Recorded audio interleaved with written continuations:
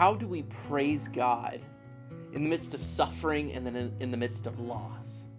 You know, it's a really easy thing to worship God and to praise God we're in the middle of prosperity, when everything seems to be going right. That's an easy moment for us to worship and praise God, and rightfully so. God is deserving of our praise in those moments.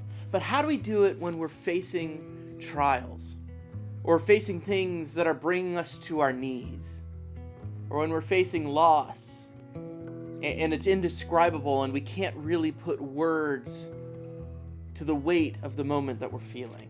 Even in the midst of those moments, God is still deserving of our praise. He is as deserving of our praise in the prosperity of our lives as he is in the loss and the suffering of our lives. And I think a good example of this is in the book of Job. Now, Job was a righteous man. He had a good relationship with God, and he was blessed with family and with land and with flocks and with health. And he was in the midst of prosperity. And suddenly, in an instant, almost all of that was taken away from him. He lost his family, he lost his kids, he lost all of his land, he lost his flocks. Everything that he had was taken away from him. And it describes some of the most immense suffering that somebody can encounter. And what is Job's response in the midst of this lowest moment of his life?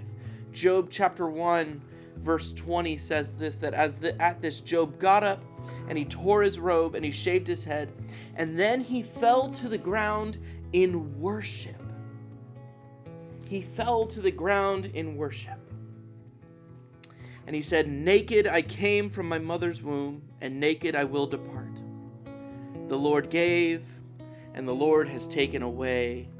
May the name of the Lord be praised."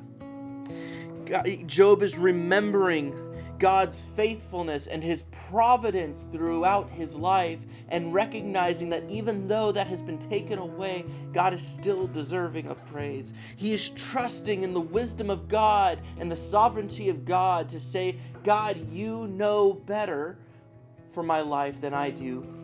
Praise the name of the Lord." And he worships God, not because of what he has, but because God is still deserving of praise, even in the midst of Job's loss. The book of Job reminds us that God does not abandon us in the midst of our suffering. Never in the book of Job does God walk away from Job. Never in this entire story does God separate himself. In fact, God draws closer to Job in the midst of his suffering. God does not abandon his children, but he does use our suffering for our good. He turns the things that we are facing into good for us and for his glory. And in the midst of all of that pain, Job reminds us that the Lord gives and the Lord takes away, and in the midst of loss, the name of the Lord should still be praised. Friends, there are things that we face in our lives that cause us grief and cause us to be suffering and cause us to be in pain. And those can be really hard things to grapple with. And it may feel like God has distanced himself from us, that he has abandoned himself from us. But hear me when I say this, that your God has not abandoned you, that your God is drawing closer to you in the midst of those trials, and that God has the power to transform these things for your good and for his glory. That doesn't minimize the moment that you're facing or the emotions that you're feeling. But at the same time that we are tearing our robes and falling to our knees in grief, maybe there's an opportunity to also fall down in worship and praise of the God who is still deserving. Have a good week.